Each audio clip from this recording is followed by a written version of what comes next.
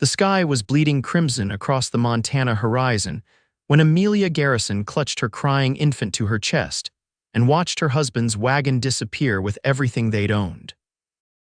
The year was 1873, and at 23 she found herself alone on the porch of what had been their home until Thomas had gambled it away the previous night. "Hush now, little Sarah," she whispered, bouncing the 6-month-old in her arms. "Mama's here." The irony wasn't lost on her. Thomas had left her the one thing he'd always resented. The child he claimed had stolen Amelia's attention from him. The wind kicked up, sending dust swirling around the empty yard. Amelia's cotton dress offered little protection against the approaching night's chill. With nowhere to go and only the clothes on her back, she sank onto the porch steps, trying to quiet the panic rising in her chest. The sound of hoofbeats made her stiffen. Someone was coming up the long drive to the ranch that wasn't hers anymore. Instinctively, she clutched Sarah tighter. A tall figure on horseback emerged through the dust, silhouetted against the dying sun. As he drew closer, Amelia could make out a weather-beaten Stetson and broad shoulders. The stranger reined in his chestnut mare about 10 feet from where she sat. "Evening, madam," he said, his voice deep but gentle. "Passing through and saw the little one crying. Everything all right here?" Amelia swallowed hard, pride warring with desperation. "We're fine, thank you."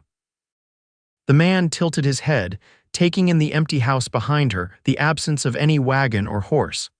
His eyes, a startling blue against his sun-darkened face, narrowed slightly. "Name's Zeke Ellis," he said, swinging down from his saddle with the easy grace of someone who'd spent his life on horseback. "Don't mean to pry, but you don't look fine, if you'll pardon my saying so." Something in his manner, direct but kind, broke through Amelia's resolve. "My husband," she began, her voice cracking. "He lost our ranch gambling in town last night, took everything but Sarah and me when he left. The new owner arrives tomorrow."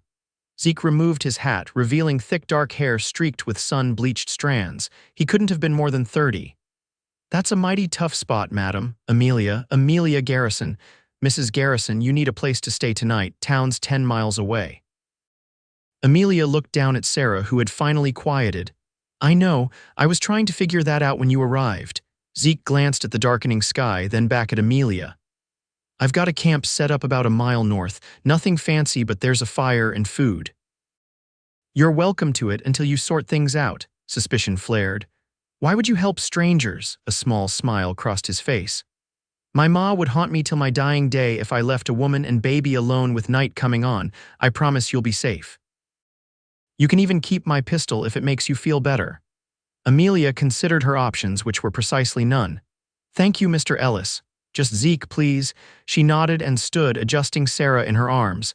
"Here," Zeke said, pulling a worn blanket from behind his saddle. "For the little one." As Amelia wrapped Sarah, Zeke looked around the yard. "Anything you need to bring?" The question stung more than she expected. "He took everything. Said since I loved the baby more than him, that's all I deserved to keep." Zeke's jaw tightened, but he kept his voice even. "Then I reckon he left you everything that matters." The simple truth of his words warmed something cold inside her. "Can you ride?" he asked. "Yes, though not with Sarah." "I'll walk alongside then. You take Penny here." He patted the mare's neck. With Zeke's help, Amelia mounted, cradling Sarah carefully against her chest. As they started down the drive, she couldn't help looking back at the whitewashed farmhouse where she'd spent the last 3 years of her life. "Hard to leave home," Zeke said quietly. Amelia turned forward. "That place stopped being home months ago." They traveled in silence as night fully descended, the moon providing enough light to see the trail.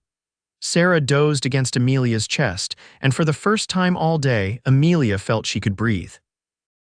"There it is," Zeke said eventually, pointing to a glow among a stand of cottonwoods near a creek. The camp was simple but well organized. A small fire crackled in a ring of stones, and a canvas lean-to was stretched between trees. Saddlebags and supplies were neatly arranged, and a coffee pot sat at the fire's edge. Zeke helped Amelia dismount before tending to his horse.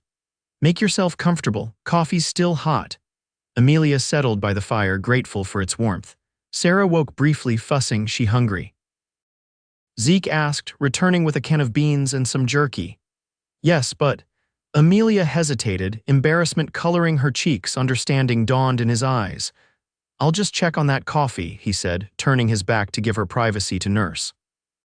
When Sarah finished, Amelia adjusted her dress and called softly, "It's all right now." Zeke returned with a tin cup of coffee and the food he'd warmed. "It's not much, but it'll fill your belly.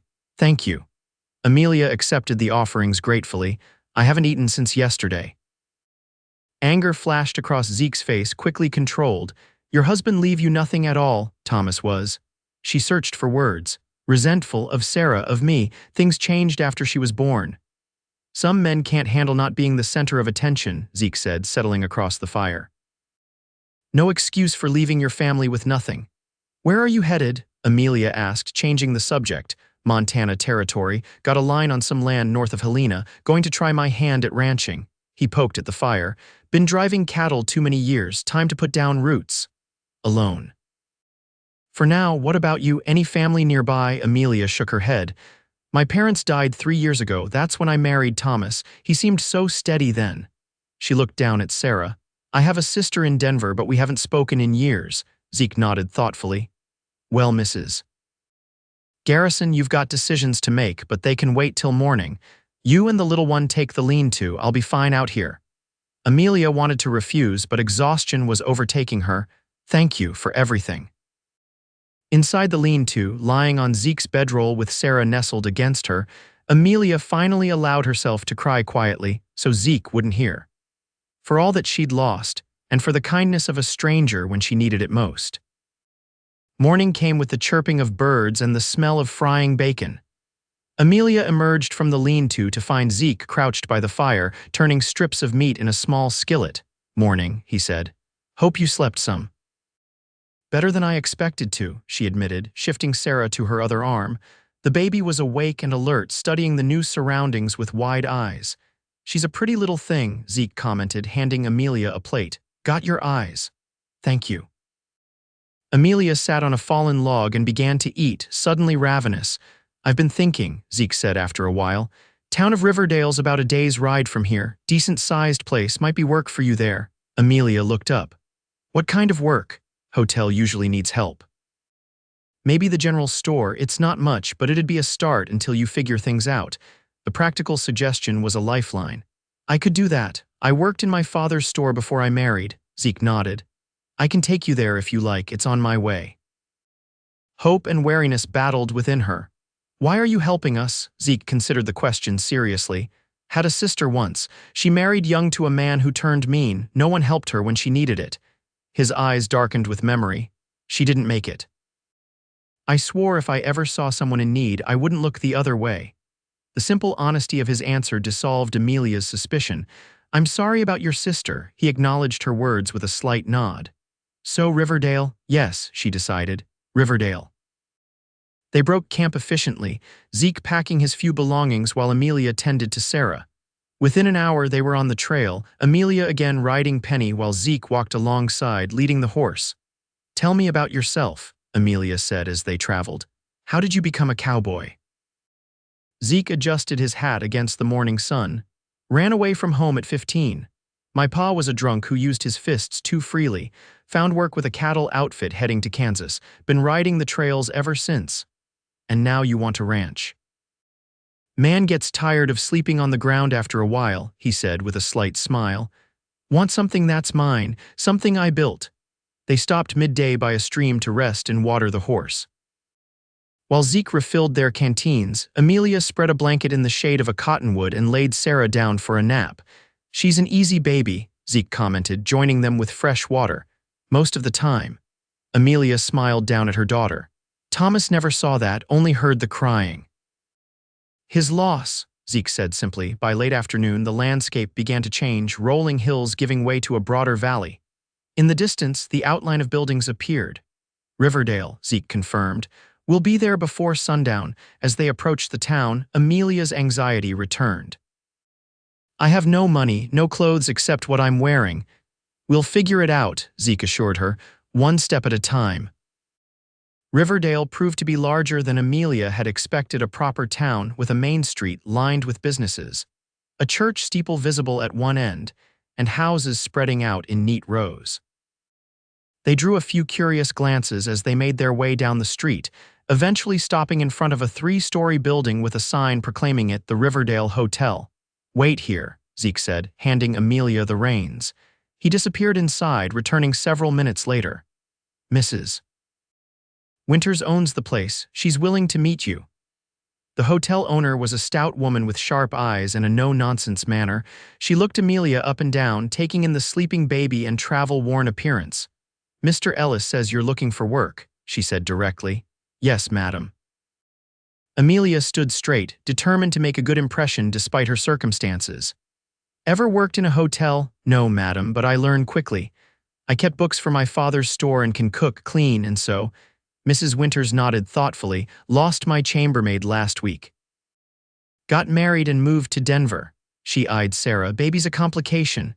"She won't interfere with my work," Amelia promised. The older woman's expression softened slightly. "I've got a small room in the back. Not much, but it's private. Room and board plus $2 a week to start. If you work out, we'll discuss more." Relief flooded through Amelia. "Thank you, Mrs. Winters, I accept. Start tomorrow, 6 sharp." She turned to go, then paused. "Mr. Ellis explained your situation. There's a dress or two my daughter left behind might fit you. I'll have them sent up." After Mrs. Winters left, Amelia turned to Zeke, tears of gratitude threatening. "I don't know how to thank you." "No need," he said, looking almost embarrassed. "Just glad it worked out." A young man appeared to show Amelia to her room and take charge of Penny. As they prepared to part, Amelia suddenly realized she might never see Zeke again. Are you staying in town tonight?" He nodded.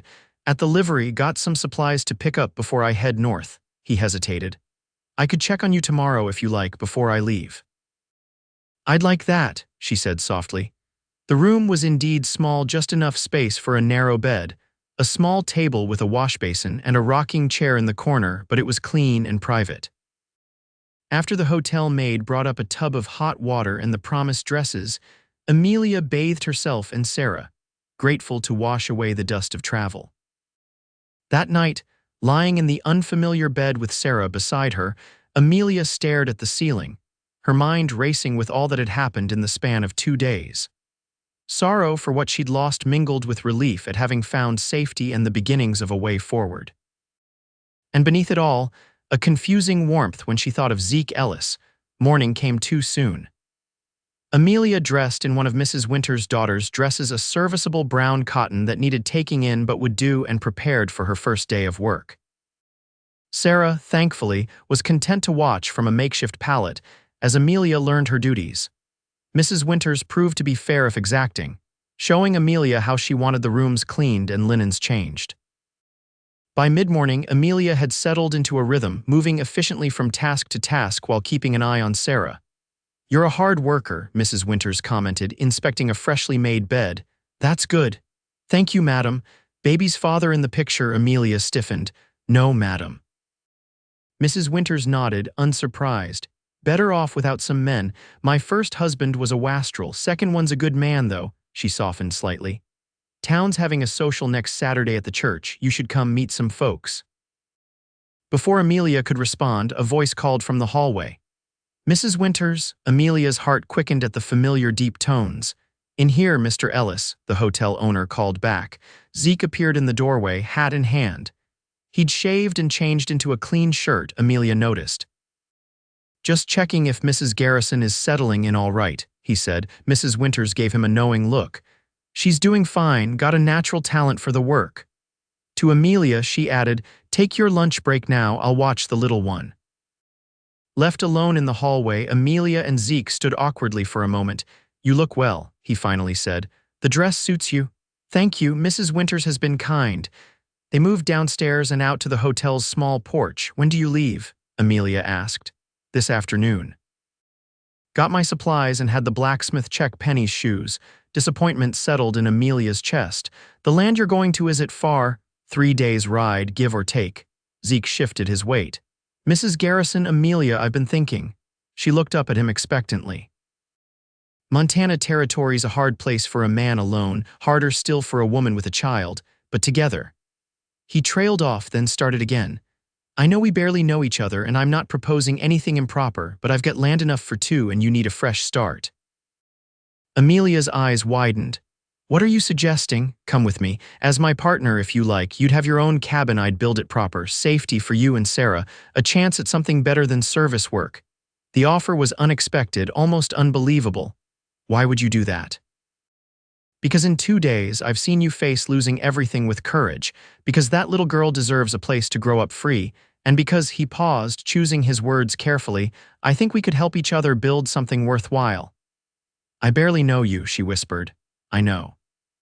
I'm not asking for any promises beyond a fair partnership. If it doesn't work out, I'd make sure you and Sarah got safely to wherever you wanted to go. Amelia's mind raced. It was madness to consider going to the wilderness with a man she'd just met.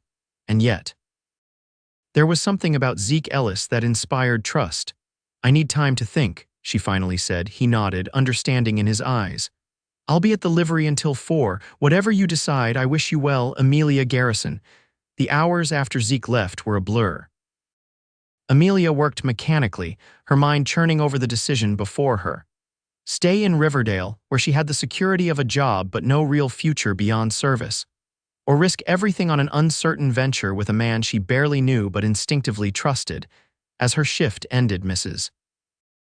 Winters found her changing linens in the last guest room. Your cowboy friend made quite an offer, the older woman said without preamble. Amelia looked up, startled. You heard, thin walls. Mrs. Winters sat on the edge of the freshly made bed. You thinking of accepting? I don't know. It seems foolish. Maybe not, Mrs. Winters considered her. I've seen plenty of men come through this hotel, some good, some not worth the dirt they track in. Your Mr. Ellis strikes me as the former. He's not my Mr. Ellis, not yet, perhaps. The older woman smiled faintly. Life doesn't give us many chances at happiness, girl. Sometimes you have to take a risk. After Mrs. Winters left, Amelia sat in the rocking chair in her room, Sarah sleeping peacefully in her lap. The sun was lowering in the sky. It was nearly 4. Making her decision, she gathered Sarah and the few belongings they now possessed and wrote a note of thanks to Mrs. Winters. Then, heart-pounding, she made her way to the livery. Zeke was saddling Penny when Amelia appeared in the doorway. He looked up, surprise and hope flaring in his eyes. I have conditions, Amelia said without preamble. A slow smile spread across his face. I'm listening. We're partners. Equal say in decisions. I'm not looking to be anyone's servant or anything else unless I choose it freely. He nodded solemnly. Agreed. And if it doesn't work out, you'll help us get to Denver, to my sisters. You have my word. Amelia took a deep breath. Then yes, we'll come with you. The journey to Zeke's land took 4 days, not 3. They traveled slowly, mindful of Sarah's needs and stopping frequently to rest. Along the way, they learned each other's stories: Amelia's sheltered upbringing in a merchant family, her hasty marriage after her parents' deaths, Zeke's hardscrabble childhood, his years on cattle drives, the sister whose memory drove him to help others. They crossed into Montana territory on the 3rd day, the landscape growing wilder and more beautiful. On the afternoon of the 4th day, they crested a rise and Zeke reined in Penny. There it is, he said, a note of pride in his voice. 200 acres, valley, stream, good grazing land. Amelia gazed at the vista spread before them, a broad, green valley nestled between pine-covered hills, a silver ribbon of water cutting through its center. In the distance, mountains rose against the sky. It's beautiful, she breathed. They rode down into the valley as the sun began to set, eventually reaching a small cabin near a stand of cottonwoods by the stream. It's not much, Zeke said as he helped Amelia dismount. Built it last fall, but it's solid. The cabin was indeed small, one room with a stone fireplace, a rough-hewn table with 2 chairs, and a narrow bed in the corner. A lean-to attached to the back held tools and supplies. You'll take the cabin, Zeke said. I'll sleep in the lean-to until I can build another place. We couldn't put you out of your home, Amelia protested. It's no trouble, been sleeping under the stars for years. That first night, after Zeke had built a fire and prepared a simple meal, they sat outside watching the stars emerge. What happens now? Amelia asked softly, Sarah sleeping against her chest. Tomorrow we'll ride to Silver Creek, nearest town, get supplies, things you and the little one need. Zeke poked at the fire. Then I start on your cabin. Meanwhile, this place needs a woman's touch. And then. He looked at her, firelight dancing in his eyes. Then we see what we can build, together. The weeks that followed fell into a rhythm. True to his word, Zeke began construction on a second cabin 50 yards from the first. Amelia turned her attention to making the original cabin more livable, hanging curtains made from fabric bought in Silver Creek, planting a small garden, arranging the few possessions they acquired. They worked well together, discovering a natural compatibility that surprised them both. Zeke was patient with Sarah, often carrying her in a sling he fashioned while he worked. Amelia learned to cook over an open fire, to identify edible plants, to keep watch for the dangers of the wilderness.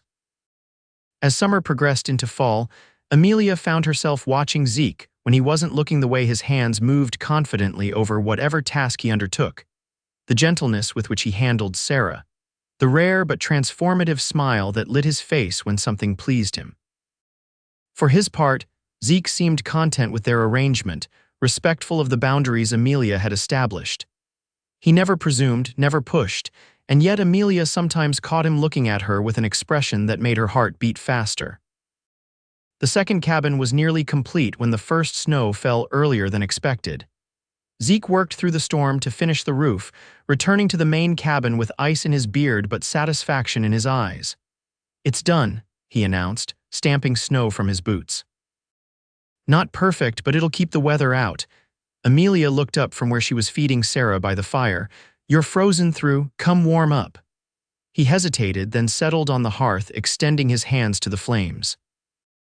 They sat in comfortable silence for a while, the only sounds the crackling fire and Sarah's occasional coo. "I've been thinking," Amelia finally said. "It doesn't make sense for you to move to the new cabin with winter coming on." Zeke looked at her questioningly. "This cabin is bigger. We could hang a curtain, share the space, it would be more practical." Something flickered in his eyes, hope quickly banked. "If you're comfortable with that arrangement, I am." That night, with a blanket hung across one corner creating a separate sleeping space for Zeke, Amelia lay awake listening to the soft sound of his breathing, wondering at the strange turn her life had taken. 6 months ago, she'd been trapped in a loveless marriage. Now she was in the wilderness with a man she barely knew but trusted implicitly. Winter descended in earnest, blanketing the valley in snow and limiting their world to the cabin and immediate surroundings. They fell into a new routine, Zeke hunting and maintaining the firewood supply, Amelia cooking and caring for Sarah, both of them sharing evening stories by the fire. It was during one such evening, with a blizzard howling outside and Sarah asleep in her makeshift cradle, that something shifted between them. "My mother used to say a person's true character shows in how they handle hardship," Amelia said, watching the flames dance. "I failed that test when Thomas left. I was completely lost." Zeke shook his head. "You were betrayed by someone who promised to protect you. That's not failure. You didn't fall apart when life dealt you hard blows. Didn't I?" His voice was soft. "After my sister died, I was so angry I couldn't see straight. Got into fights, drank too much, nearly got myself killed. It was an old trapper who straightened me out, taught me anger only hurts the one carrying it." Amelia studied him in the firelight. "You've never said how your sister died." Pain crossed his face. "Her husband beat her, she lost their baby and then took her own life." He paused. "That's why I couldn't ride past when I saw you on that porch. You had the same look in your eyes she did near the end, like you were drowning and couldn't see shore." "You were the shore," Amelia said softly. For Sarah and me, their eyes met across the flames, something unspoken passing between them. "Amelia," Zeke began, his voice rough with emotion. A log collapsed in the fire, sending sparks flying. The moment broke as they both moved to secure the errant embers, but something had changed. In the days that followed, Amelia found herself more aware of Zeke's presence, the brush of his hand when passing a plate, the timbre of his voice reading aloud from one of their few books, the way he looked at her when he thought she wasn't noticing. Christmas approached, bringing with it a brief thaw that allowed Zeke to ride to Silver Creek for supplies. He returned with practical items: flour, coffee, ammunition, but also unexpected gifts. A wooden toy for Sarah, fabric for a new dress for Amelia, and penny candy they rationed to make it last through the holiday. On Christmas Eve, after Sarah was asleep, Zeke produced a small package wrapped in brown paper. "What's this?" Amelia asked, surprised. "Open it." Inside was a small silver locket on a delicate chain. "Zeke, it's beautiful, but..." She looked up, confused. How could you afford this? He looked almost embarrassed. Had it a long time, belonged to my mother, one of the few things of hers my pa didn't sell for drink. He hesitated. I want you to have it. The gift's significance wasn't lost on Amelia. This wasn't merely a Christmas present, it was a piece of his past, a declaration of sorts. I can't accept something so precious, she protested. Please, she'd want someone like you to have it. Amelia's fingers closed around the locket. Thank you. He took it gently from her hand. Turn around, let me put it on you. She did, lifting her hair. His fingers brushed the nape of her neck as he fastened the clasp, sending a shiver down her spine that had nothing to do with the winter cold. When she turned back, he was watching her with an intensity that made her breath catch. Amelia, I know we agreed to a partnership, and I've tried to honor that, but I need to say something. She waited, heart pounding. I'm falling in love with you, have been since that first night by the fire. I don't expect anything, just couldn't keep it unsaid any longer. The simple declaration hung in the air between them. Zeke, she began, not sure what to say. You don't need to answer, he said quickly. I understand if you're not ready. After what you've been through, she stopped him by placing her hand over his. I am ready, that's what frightens me. I trust you more than I ever trusted, Thomas, and I barely know you. Hope kindled in his eyes. You know the important parts. Yes, she agreed. I do. When he leaned forward, she met him halfway, their lips touching in a kiss that began tentatively but quickly deepened.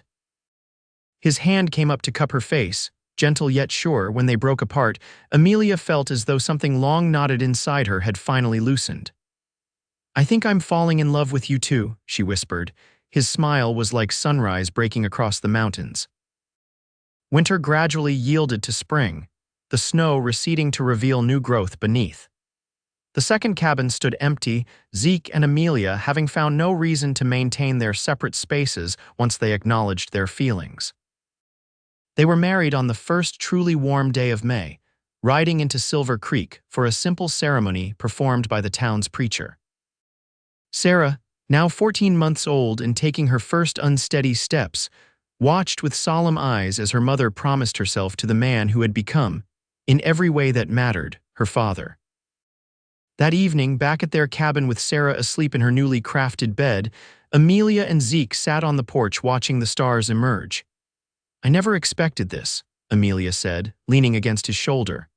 When Thomas left me on that porch with nothing but Sarah, I thought my life was over. Zeke's arm tightened around her. And I never expected to find a family when I was just passing through. Do you ever regret stopping that day? He turned to look at her, the love in his eyes unmistakable. Only regret would have been riding past. Your husband was a fool, Amelia. He thought he was leaving you with nothing, but you had everything that mattered. And now, he smiled, drawing her closer, now we have even more. As if on cue, Sarah's sleepy cry drifted from inside. They rose together to tend to their daughter, partners in all things, bound by a love forged in hardship but flourishing in the promise of all the years to come. On the porch, the silver locket gleamed in the moonlight where Amelia had left it, now containing tiny portraits of the three of them, a family created not by blood or obligation, but by choice and love. A reminder that sometimes, losing everything can be the beginning of finding what truly matters.